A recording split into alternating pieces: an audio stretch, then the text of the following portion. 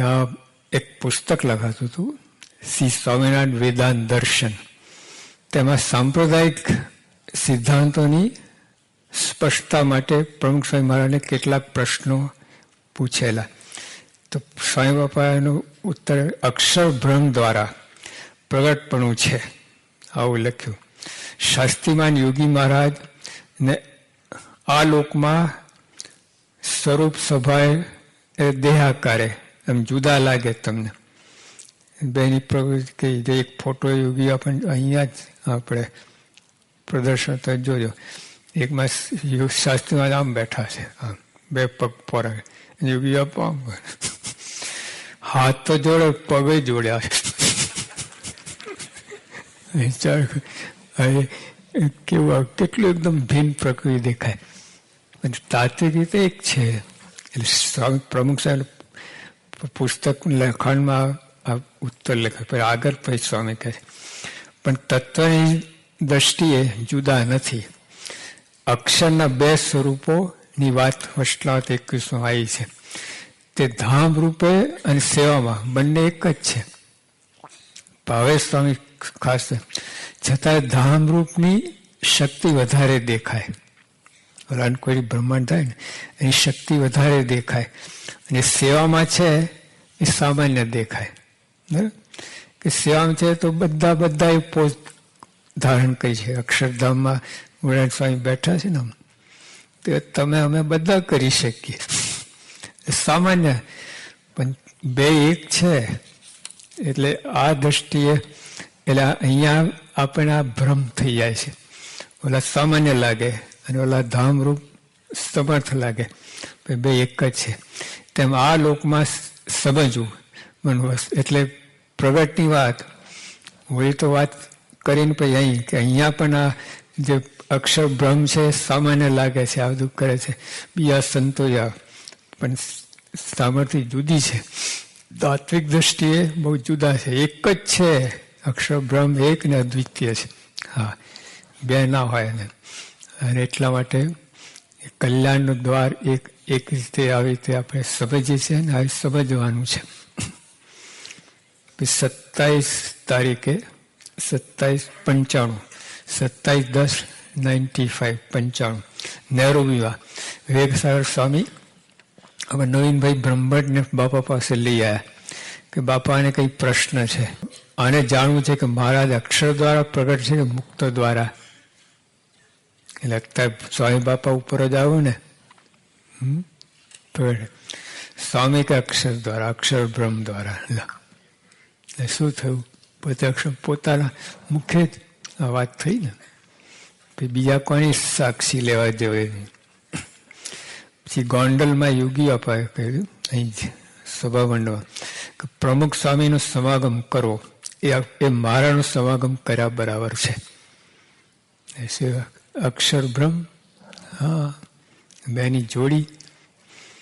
પછી એક તો આમાં તો સ્પષ્ટ વાત કરી યોગી અપાય ગોંડલમાં 69ની સાલમાં 31/10/69 ગોંડલ વહેલી સવારે જાગતાની સાથે જ પોતાને ભગતજીના દર્શન થયેલા સપનામાં એ વાત કરી. પછી એ વાતની ચર્ચા બાપા નાસ્તો તે વખતે નીકળી. બાપાએ દેવચંદ સ્વામીને બોલાયા, એ પ્રમુખ સ્વામી સેવામાં હતા ને પહેલા. દેવચંદ સ્વામીને કહે કે તમે ભગતજીના દર્શન કર્યા છે? ના બાપા, તે કયા છે કે શાસ્ત્રીબાદ એટલે પ્રમુખ સ્વામીમાં શાસ્ત્રી મહારાજ છે, બરાબર? એવી રીતે વાત કહી. હા, શાસ્ત્રી મહારાજ ભગતજીના ચેલા શિષ્ય હતા. તો જો એટલે પ્રમુખ સ્વામી ભગતજી આવી ગયા કે નહીં, તો તમને ભગતજી દર્શન થયા કે? નાના પડાય સમય કે આવી રીતે આ બધી વાત છે. એટલે આવી જાણવી પડે આપણને. ખાલી એમને એમ થાય છે એમના જેવા થવું હોય ને એમને ગડબડ ગોટા નહીં ચાલે. હા, સ્પષ્ટ સમજણ આપણને રહેશે તોથી એમના ભાવન પમાશે. તમે જેવા જાણશો ને એવી એવું તમારો આકાર ઘડાશે, એવું છે. સ્પષ્ટપણે એક તો અત્યારે અક્ષર બ્રહ્મ એટલે ગયા જ નથી. એ બીજી એક વાતમાં છે, એલેમાં પામ સ્પ્રિંગ છે, આપણે ત્યાં સ્થળ સારું અને રમવાનું બધું. ત્યાં બધા સ્વામી બાપા સાથે બધા સંતો યુવકો બધા બેઠા હતા ને ગોષ્ઠી ચાલતી હતી. ત્યાં પ્રમુખ સ્વામી યોગીચરણ આજ્ઞા કરી કે ઓલું કીર્તન બોલો, થાય પુરુષોત્તમ બોલ્યા પ્રીતે એ કીર્તન બોલો, તે પદ ગવડાવું. પછી સ્વામી કે આ કીર્તનમાં ભગવાનની વાત છે. આપણને થાય કે ભગવાન ક્યાં છે? ઉપર છે તે દેખાતા નથી, નીચે તે ઓળખાતા નથી. એ વાત કહી. શું કહ્યું સ્વામીએ? આ પદમાં ભગવાનની વાત આવે છે. તો ભગવાન ક્યાં છે? તો ઉપર છે, દેખાતા નથી, સામે છે, ઓળખાતા નથી. એટલે એમ કહીને પોતાની વાત કહી દી. જોણેશ્વરમાં આ જ વાત હતી. એમ ત્યાં આપણે ઓરાઓને ધર્મકુમારી કીર્તન બોલાવતું. પછી સહેજાનંદ સ્વામી અંતર્યામી એટલે કીર્તનો ગવાતા, બધા ડોલતા હતા, બધા મજા કરતા. તે વખતે સ્વામી બાપા એમને કહ્યું કે બધું વર્ણન થાય છે તે મૂર્તિ કેવી? એટલે કોઈએ પૂછ્યું, સાહેબ બધું વર્ણન થાય છે એ મૂર્તિ કેવી હશે? અક્ષરધામમાં વર્ણન મૂર્તિ કેવી હશે? કેટલું સુંદર વર્ણન છે. તો સ્વામી શું કહે? તો સ્વામી કહ્યું કે તારી આગળ એ શોભા લઈને બેઠી છે. એ મૂર્તિ તારી આગળ શોભા લઈને બેઠી છે. હું ઉપર જુએ છે તે શોભાવાળી આ મૂર્તિ છે.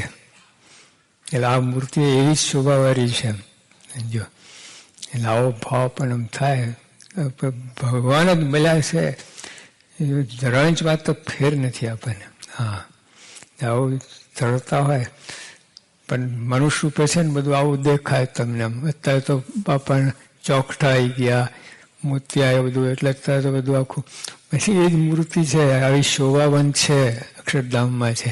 તો દેહના ભાવ બધા બતાવે. આ બધું એકનું એક છે.